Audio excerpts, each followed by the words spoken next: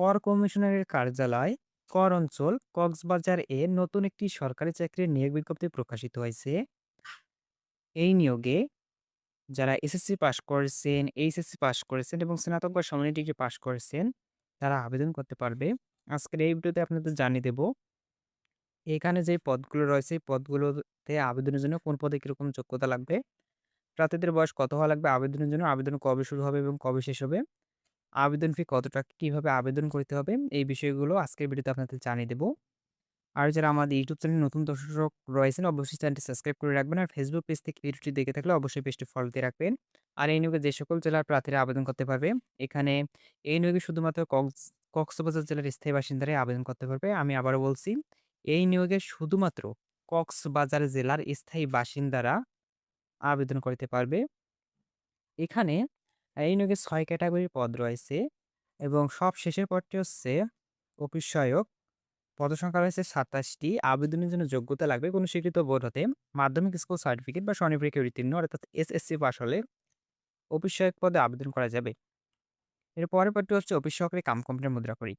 পদসংখ্যা রয়েছে ২৭ টি এবং আবেদনের জন্য যোগ্যতা লাগবে কোনো স্বীকৃত বোর্ড হতে ন্যূনতম ২য় বিভাগ বা সমানের জিপিএতে উচ্চ মাধ্যমিক সার্টিফিকেট বা স্বনির্ভর উত্তীর্ণ অর্থাৎ এইচএসসি পাস হতে হবে এবং কম্পিউটার মুদ্রাক্ষরের সর্বনিম্ন গতি প্রতি মিনিটে ইংরেজিতে ২০ ও বাংলায় ২০ শব্দে থাকতে হবে।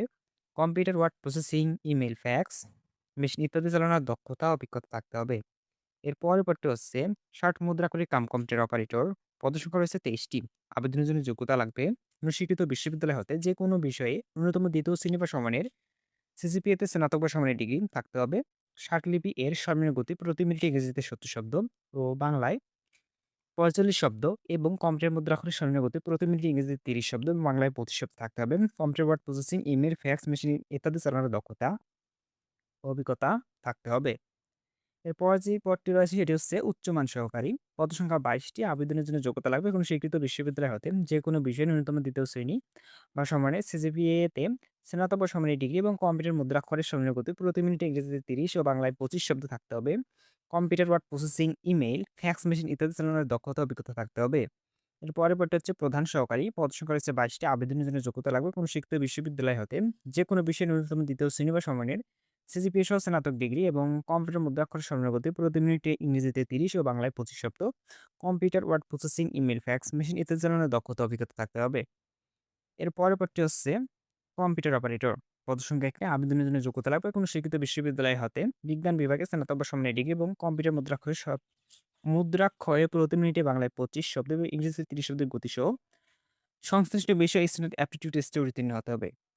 প্রিয় দর্শক, এই ৬ ক্যাটাগরির পদে আপনার যোগ্যতা অনুযায়ী আপনি যেই পদে আবেদন করতে পারবেন, অবশ্যই সেই পদে আবেদন করে নিতে পারবেন। আর এই নিয়োগে আবেদনের জন্য প্রার্থীদের বয়স ১ মে ২০২৬ খ্রিস্টাব্দ তারিখে ১৮ থেকে ৩২ বছরের মধ্যে হতে হবে। বয়স প্রমাণের ক্ষেত্রে অ্যাফিডেভিট গ্রহণযোগ্য নয়।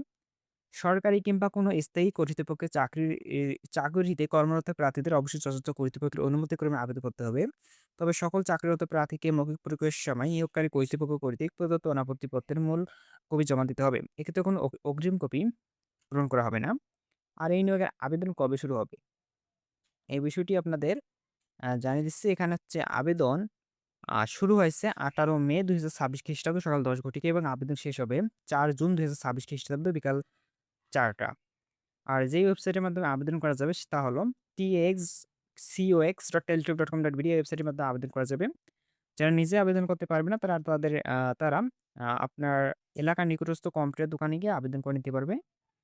আর এই নিয়োগের আবেদন ফি হচ্ছে এখানে আবেদন ফি হচ্ছে ১ থেকে ৫ নং ক্রমিকের জন্য ৳১১২, ৬ নং ক্রমিকের জন্য হচ্ছে ৳৫৬ আর অনগ্রসর নাগরিক অর্থাৎ ক্ষুদ্র নিগোষ্ঠীর শারীরিক প্রতিবন্ধী তৃতীয় লিঙ্গ প্রার্থীদের জন্য পরীক্ষার ফি বাবদ ৳৫৬ অবশ্যই ৭২ ঘন্টার মধ্যে জমা দিতে হবে।